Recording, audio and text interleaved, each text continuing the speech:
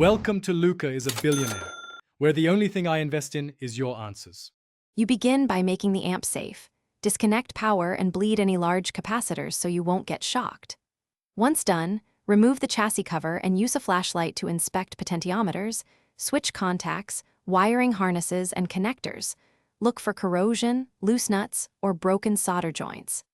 Then use a multimeter on diode/continuity mode to quickly check that wiring and ground connections are intact. You start with what's visible, because many volume faults are mechanical or loose wiring that are easy to fix.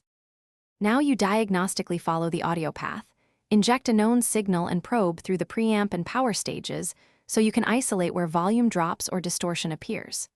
Use your multimeter to verify supply rails and check DC offsets on key op-amp or transistor pins because bias errors often affect perceived volume. Clean suspect pots and switches while wiggling them to replicate the problem.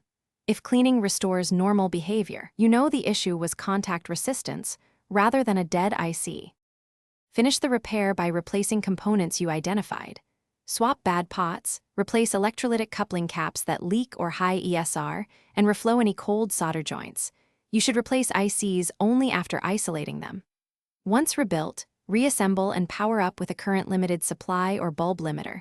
Play a low-level signal and confirm smooth volume sweep and clean output into the speaker. If problems remain, recheck grounds and shielding, or try substituting suspected chips. This single troubleshooting tip often...